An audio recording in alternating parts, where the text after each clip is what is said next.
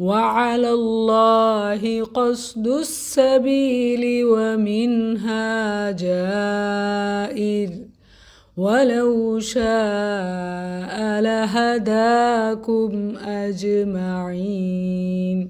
وعلى الله اور اللہ پر، قصد السبیل سیدھی راہ، ومنہا اور اس سے، جائر ٹیڑھی، ولو شاء اور اگر وہ چاہے، لہداکم تو وہ تمہیں ہدایت دیتا، اجمعین سب۔ اور سیدھا راستہ اللہ ہی پر جا پہنچتا ہے، اور ان میں سے کچھ راستے ٹیڑھے ہیں، اور اگر وہ چاہتا تو ضرور تم سب کو ہدایت دے دیتا۔ سورۃ النحل آیت 9۔ And upon Allah is the direction of the right way, and among the various paths are those deviating, and if He willed, He could have guided you all۔ اس صورت کا آغاز اللہ تعالیٰ نے انسانوں پر اپنی نعمتوں کے ذکر سے کیا، جیسے خلق السماوات والارض، خلق الانسان والانعام، اور اب اس آیت میں سب سے بڑی نعمت ہدایت کا خصوصی ذکر فرمایا۔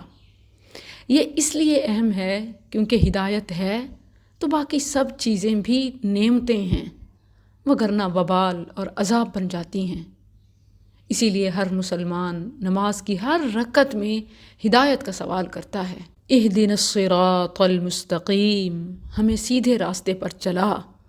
اور یہ رب کا احسان ہے کہ اس نے انسان کی جسمانی ضروریات کی تکمیل کے لیے جہاں مادی وسائل بنائے، وہاں روحانی ضروریات کی تکمیل کے لیے وحی اور انبیاء کا سلسلہ بنایا۔ اس سے یہ بھی معلوم ہوتا ہے کہ قرآن اور حدیث کا راستہ فطرت کا راستہ ہے۔ اور یہاں غور کریں، وعلی اللہ قصد السبیل، اس کے دو تراجم ہو سکتے ہیں۔ ایک یہ کہ سیدھے راستے کی طرف رہنمائی کرنا اللہ ہی کے ذمے ہے، اسی لیے اس نے انبیاء کا سلسلہ بنایا، اپنا کلام اتارا۔ اور دوسرا ترجمہ یہ بھی ہو سکتا ہے کہ سیدھا راستہ اللہ تک پہنچتا ہے، یعنی اسلام کا راستہ، شریعت کا راستہ، قرآن و حدیث کا راستہ، یہ فطرت کا راستہ ہے، اور فطرت توحید تک لے جاتی ہے۔ اس کے علاوہ دنیا کے جتنے بھی قوانین ہیں سب فطرت مخالف ہیں، اسی لیے فرمایا وَمِنْهَا جَائِرٌ، اور ان میں سے کچھ ٹیڑھے ہیں، یعنی فطرت مخالف جتنے بھی راستے ہیں سب بربادی کا باعث ہیں۔ گویا اللہ تعالیٰ نے نصیحت فرمائی کہ فطرت اور قدرت سے جڑے رہو، اسی میں کامیابی ہے۔ اور فطرت سے ہٹ کر جتنے بھی راستے ہیں، خواہ وہ فیشن بیوٹی کے نام پر ہوں یا ماڈرنزم اور فریڈم کی آڑ میں، سب تباہی ہے۔ اس کا اندازہ آپ اس بات سے لگائیں کہ خود قوانین بناتے ہیں اور پھر خود ہی ان کی خامیاں نکالتے ہیں، اور پھر ترامیم کے سلسلے بھی جاری رہتے ہیں کہ اسے بدل دو، اس کی جگہ یہ قانون پاس کراؤ، جبکہ فطرت کے قوانین میں کوئی تبدیلی نہیں۔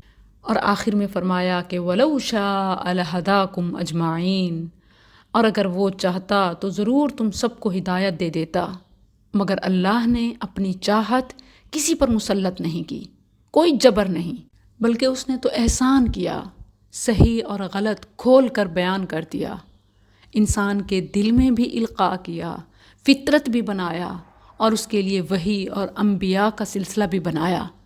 اب جو خود غلط چوز کرے گا وہ اپنی تباہی کا ذمہ دار۔